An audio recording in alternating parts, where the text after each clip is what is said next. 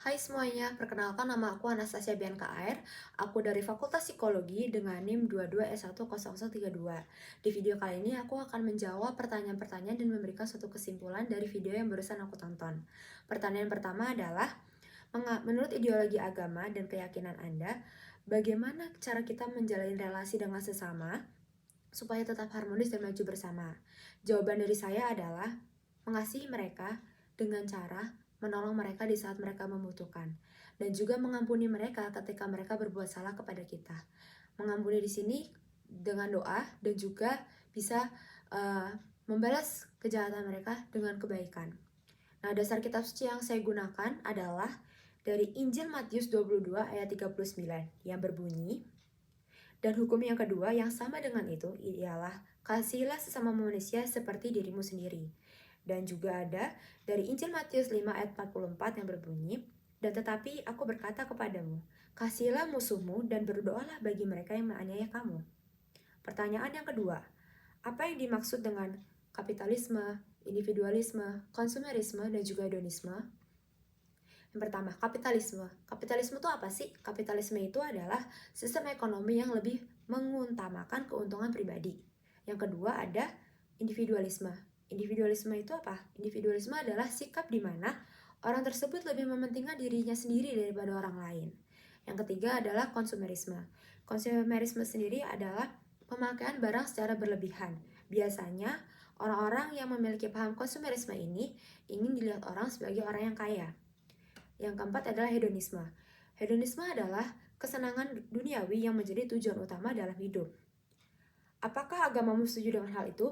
Agama saya, ini agama Katolik, tidak setuju dengan hal itu. Karena hal-hal itu bertentangan dengan Injil dan atau firman Tuhan.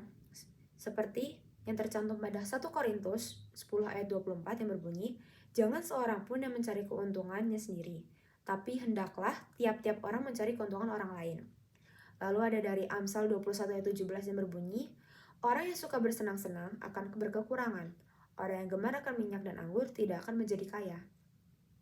Pertanyaan yang ketiga, dalam kitab suci ada dunia kiamat karena kesombongan manusia. Apa yang terjadi sebelum, selama, dan sesudah kiamat tersebut? Untuk menjawab pertanyaan ini, saya mengambil dari kisah Nabi Nuh. Jadi, sebelum air bah itu datang, manusia itu sombong. Manusia itu lupa akan Tuhan. Mereka merasa bahwa dirinya lah yang menguasai dunia, dirinya lah yang mampu untuk mengatasi segala masalah. Mereka lupa akan kehadiran Tuhan dalam hidupnya. Oleh karena itu, Allah pun murka, Tuhan itu murka. Dan akhirnya Tuhan memerintahkan Nuh, salah satunya manusia yang tersisa yang masih menaati Allah. Dan akhirnya saat air bah itu datang, yakni saat kiamat itu terjadi, semua manusia yang sombong itu langsung menyesal, tetapi mereka sudah terlambat karena air bah itu sudah datang, dan akhirnya hanya Nuh, keluarganya, dan juga sepasang binatang yakni jantan dan betina yang selamat dari air bah tersebut.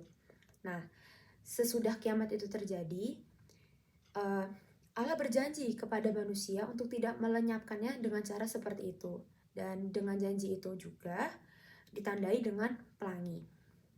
Lalu kesimpulan saya untuk video yang keempat yang barusan saya lihat adalah bahwa kesombongan itu memang sudah ada sejak manusia hadir di dunia ini. Dan itu terus berlanjut hingga saat ini. Dan dengan adanya kesombongan, maka dunia itu bisa hancur. Kenapa bisa hancur? Karena dari kesombongan itulah muncul peperangan, perbudakan, dan semua hal negatif lainnya. Oleh karena itu, hendaknya kita sebagai manusia harus bisa menguasai diri kita sendiri atau bisa mengontrol diri kita sendiri. Dengan cara apa? Kalau saya pribadi, dengan cara berdoa, minta kepada Tuhan, minta roh penguasaan diri, supaya ketika saya atau kita mungkin jatuh dalam dosa, ke dalam kesombongan terutama, kita akan langsung sadar kalau itu adalah sesuatu yang salah. Dan ketika kita bisa sadar dengan cepat, kita bisa menyesal, kita mohon ampun kepada Tuhan, dan berusaha untuk memperbaiki diri sebisa mungkin. Terima kasih.